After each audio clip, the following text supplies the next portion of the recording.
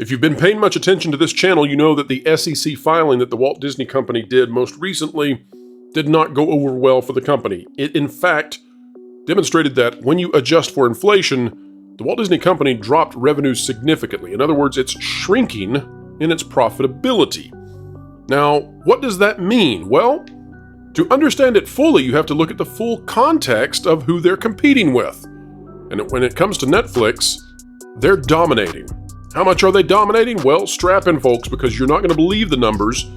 It is good to be Netflix, and it's good to report on news that, well, we can say is not only fun, but it's great news for everybody invested in that and enjoying their excellent content.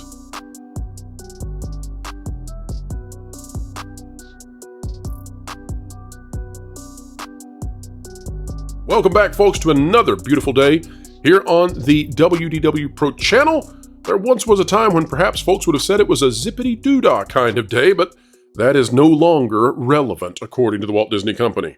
And perhaps that's why they are diminishing so rapidly. Perhaps that's why folks are flocking to Netflix in numbers that are, well, to be honest, astounding. It's hard to even believe that 9 million subscribers joined Netflix in a single quarter. These are the kinds of numbers that boggle one's perception of how big the scope and scale can possibly be for streaming. Netflix is dominating truly. And now let's dive into the conversation we had about this. I think you'll find it fascinating. All right, this out of IndieWire by Tony Maglio. Netflix is back, Wall Street declares, and Suits is just a part of the resurgence. Investors love the early results from Netflix's password-sharing crackdown, especially the fact that they're still early. Now, I'm here to tell you there's way more than just the passwords, but let's read. Netflix stock is again north of $400 per share, and this time it may be to stay. The streamer revealed surprisingly good third-quarter results October 18th. Hey, folks, when they say that it's surprisingly good, what they mean is they didn't see it coming. Revving up investors and Wall Street's media analysts. Netflix is definitely back. Jesse Cohen, a senior analyst at investing.com, declared in an email to IndieWire. The company is firing on all cylinders, and subscribers are once again flocking to the streaming service. Netflix added nearly 9 million subscribers from July to September. Millions more than anticipated and better than fine, in the words of Wells Fargo's Stephen Cahill. The streamer also announced a price hike that takes immediate effect on certain ad-free tiers, and the market rewarded Netflix with a double-digit increase in share value. It's safe to say that investors are pleased with the company's recent growth initiatives as well as plans to raise prices, Cohen continued. At this point, one can argue that Netflix has won the streaming war, delivering a knockout blow to Disney. Let me say that again for those of you in the back. Let me say it especially for the detractors out there, although they are few and diminishing, who have said, Pro's channel is just negative about Disney. No, we're reporting things as they happen as accurately as we can. Let me read it again. It's safe to say that investors are pleased with the company's recent growth initiatives as well as plans to raise prices. At this point, one can argue that Netflix has won the streaming war. That's not all. Delivering a knockout blow to Disney. All right.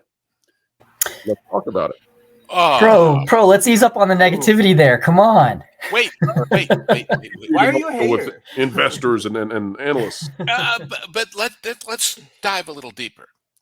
They did it without the Disney content they used to have before Disney pulled it all.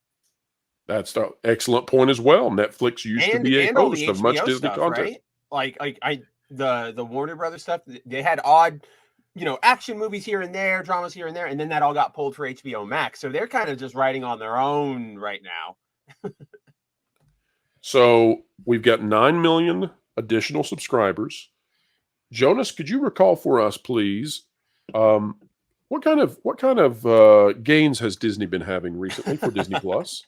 Well, they recently had a promotion to where you could get 3 months of Disney Plus for $2 a month, which is not a sign that things are going well. And the last earnings call, that's about as close to free as you can get, correct? Yes. Not counting all those free charter people.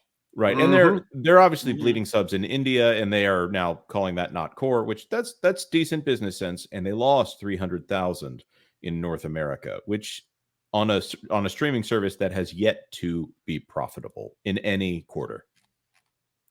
Netflix, 9 million subscribers in 3 months. It seems to me that Disney's been losing something like hundreds of thousands of subscribers. It seems to me that if I recall correctly, that Disney has lost about 600 million subscribers, or on average, 100 million subscribers a month over the past 6 months. So 600 million subscribers over the past 6 months.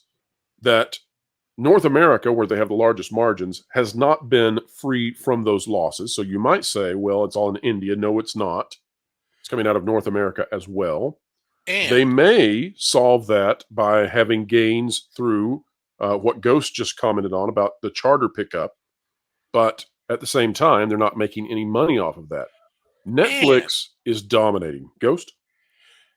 let's remember that a lot of that loss is in spite of the expenditure on things like Ashoka that were supposed to gain them subscribers. We talked earlier, not to beat a dead banta, about how many people may have given up during the run of Ahsoka, saying, well, I'm not just not watching this, I'm walking away. So when you're spending big money to put shows on that are supposed to increase the numbers, and the numbers go down instead during the run of people that aren't even willing to wait till the end to see how it comes out, there's trouble in River City. Yeah, I'll point out that loss was during those losses occurred during the airing of The Mandalorian season 3. There you go. And I was one of those people. I know this is all anecdotal, but I think it was like the third or the fourth episode where he gives Bo-Katan the Darksaber, and I'm like, yeah, I'm done, I'm out, and I actually canceled my membership then.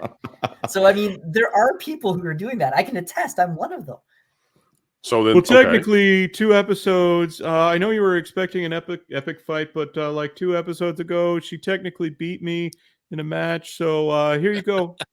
Okay, so but let's it was review all that. part of the plan. Take it.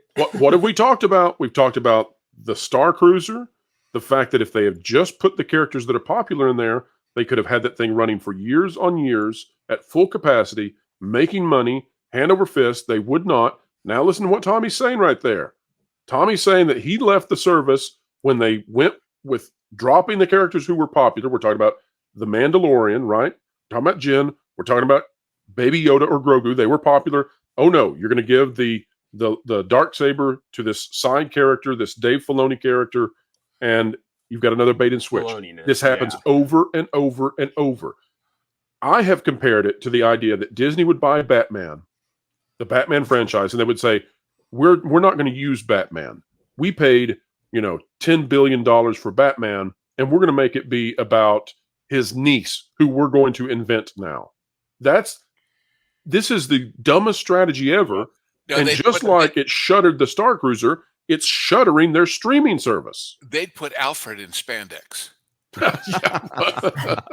Because everybody Or wants to see Alfred in pantyhose. spandex, right? Or pantyhose. Everybody can wear. Everybody is a hero. He right? needs the freedom so he can dust the high shelves of Wayne Manor. Gosh, the French maid Rocket outfit comes boots out. Quote, to paraphrase Alfred, some studios just want to watch their IP burn. Folks, that's the end of the conversation for Netflix, but the conversation with all of you, it begins now. You see, this is not just a video with talking heads on a screen. Rather, this is an invitation for all of you to join in. Drop a comment down below. We covet your comments. We care about what you think. Like, share, subscribe, and when you click it, I bet you know what I'm going to say. You stick it to the algorithms. It's the notification bell. Folks, wherever you are and whatever you're doing, keep learning, keep growing, and yeah, like Netflix, and keep having fun.